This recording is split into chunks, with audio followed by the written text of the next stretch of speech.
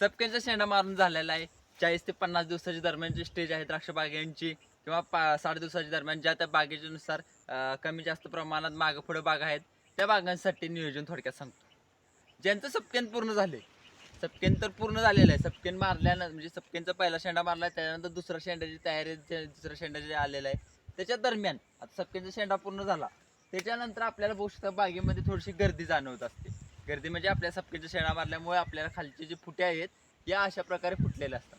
आता इथं काय करायचं, सगळ्यात पहिल्यांदा ज्या अंगावर फुटलेले आहेत, जे द्राक्ष बागेचे जे अंगावरती फुटलेले आहेत त्या फुटी काढून घेणे. अशा प्रकारे असं क्लिअर काढून घेणे. कारण काय होतं, यांना औषधाचे मॉलिक्युल बसले जात नाही. कारण की आपली वर फवारणी असल्यामुळे ट्रॅक्टर असू दे किंवा एसटीबी असू दे, आता आमचे त्या गोष्टी असतील त्या इथून कव्हर करून घ्यायचं, म्हणजे असं काढून घ्यायच्या सगळ्यात महत्वाची गोष्ट ही पहिली काढून घेणे.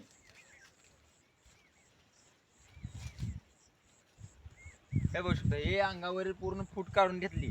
आता दुसरी गोष्ट वरची साईडला ज्या ठिकाणी आता इथं बघू शकता ज्या मागच्या फुटी राहिलेल्या आहेत, म्हणजे मागं जे म्हणजे सपकेन करताना ज्या वेळेला आपल्याला लहान साईज मध्ये त्या राहिलेल्या आहेत त्या काड्या सपकेन न करता त्या काड्यांना सरळ काडी करून टाकणे. म्हणजे 1 2 3 4 5 6 7 8 9 पानावर यांचा शेंडा मारून घेणे.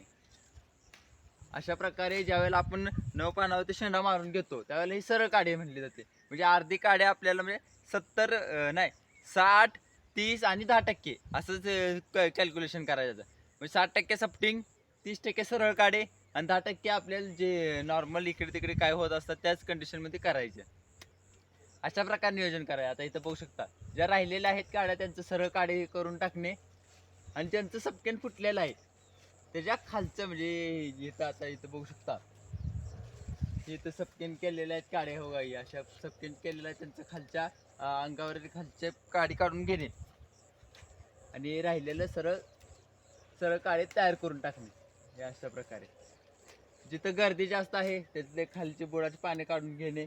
त्याचबरोबर जे जास्त प्रमाणात छोट्या राहत असतात ना, म्हणजे जी छोट्या काड्या तयार झालेल्या आहेत त्या काढून टाकणे. इथं बघू शकता हे अशा प्रकारे जे बेचरे म्हणतात किंवा जे लहान स्वरूपाची काड्या असते त्या अशा पण काड्या काढून टाकणे.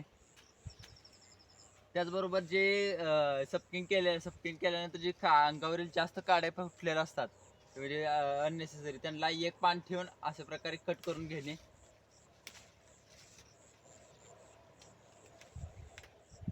आता तुम्हाला दाखवतो एक पान म्हणजे कसं ठेवून सपकिंगचं ही करतात. आता इथं बघू शकता हे त्याला अंगावर फुटलेले आहेत ना, ही सपकिंगची काड्या आहे. हे त्याच्या खालचे जे इथून असं कट करून घ्यायचं आणि हे इथून पुढे वाढून द्यायचं. हे पुढे एक 7-8 पाना 9 पानावर झाले की इथून आणि 5 पानावर शेंडा मारून घेणे. 5 ते 7 पानाच्या दरम्यान तुमच्या हिशोबानं कोणत्याही कंडिशन वापरायचं. आता इथं बघू शकता इथं अशा प्रकारे आपण काढून घेतल्यानंतर इथं फरक पडतो चांगलाच.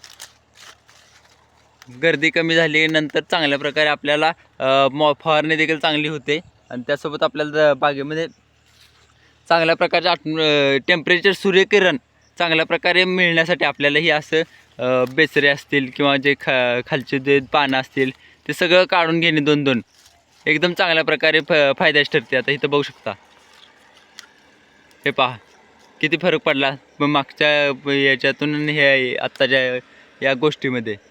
या अशा प्रकारे जर नियोजन केलं तर तुम्हाला चांगला फरक जाणवून दिसेल. तुम्ही काय करता नक्की कमेंट बॉक्समध्ये सांगा. धन्यवाद.